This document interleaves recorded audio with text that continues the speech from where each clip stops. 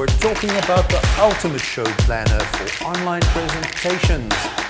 And coming up in the next 7 minutes, I'm going to talk a little bit about this format for television, how to arrest their attention right from the start, and also how to plan with your own planning chart.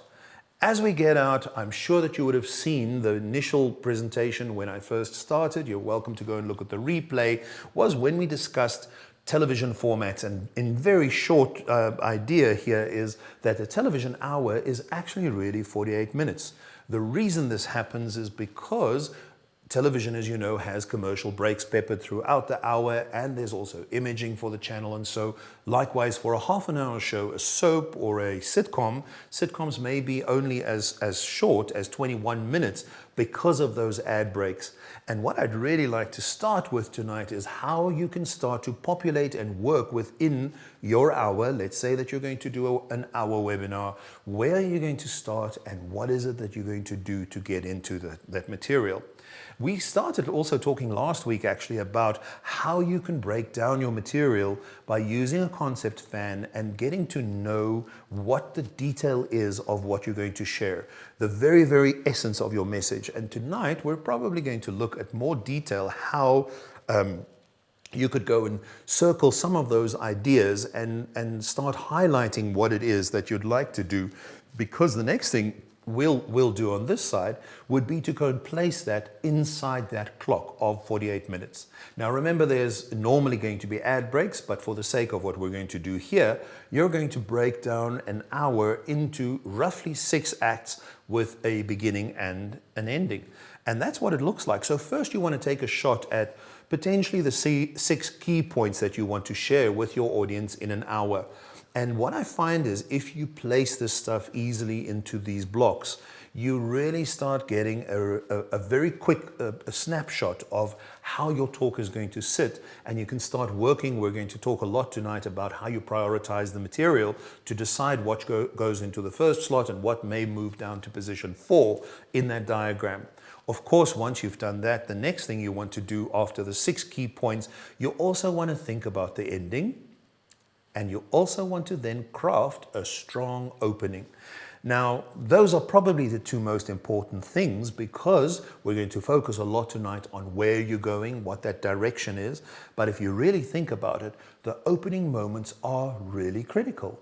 Those are the times when a speaker can make a connection with an audience, leave some kind of a message that builds the credibility and builds where we're going to go with it. And that becomes the through line that you can hold so that you know what the direction of your talk is, and you keep that in mind all the time. Now, that opening, as I said, is critical, because if you think about it, when you meet somebody, you almost immediately make a decision about them. Do you like them? Do you like the clothes? Do they have something that distracts you? Is there something funny going on with their hair? Maybe there's some earrings or some kind of accessories that are freaking you out a little bit, or it's not where you go, or there's a tattoo that you see, or something that may distract you.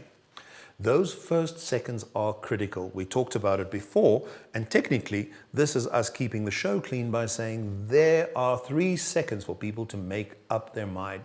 So where can you begin?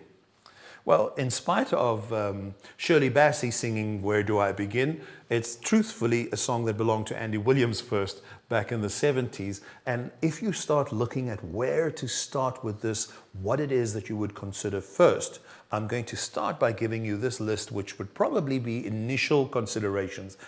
What is that final impression that you want to leave an audience with? If you think about the through line, if you think about what it is that is going to be that wonderful thread that's going to sit throughout your talk, figure that one out first, because if you know where you're going to end, it's going to make a lot of other stuff a lot easier. So let's go and look at the rest of that list. I was flashing through it a little bit fast. Make the first words count. Craft them, think them through a little bit, and think about what it is that will be memorable about what you're going to share. Be yourself, be present, be in the moment, and more than anything, try and just tell stories, because those are the ones that connect. We're going to talk in an entire webinar about storytelling and the art of storytelling, but for now, tonight, we're going to concentrate in this space where we talk about where you start, where you finish, and what that through line is. So, to craft the opening, I would say some do's. Know your audience. Really important that you resonate with your audience and a very specific profile of that audience.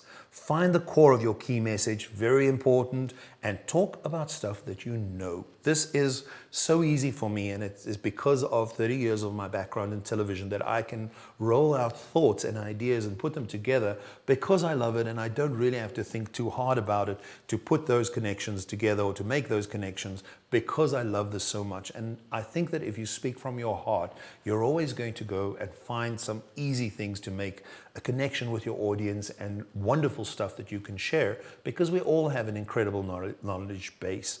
I fell over that line a little bit. Let's go and look at the don'ts. Don't doubt yourself. Don't hog the spotlight. It's not important that you talk about you the whole time. You have to talk about what it is that you can do for your audience and how you can make this stuff work for your audience. Not too much detail to overwhelm, and be sure to just edit, edit, edit. Those are going to be the 3 words tonight. Now, where do you start to grab people's attention? I would say to you that I like this word of arresting their attention, because it's different to just grabbing hold of attention or saying, shout out or something. An arrest is something quite specific, and to me, this could be what it looks like.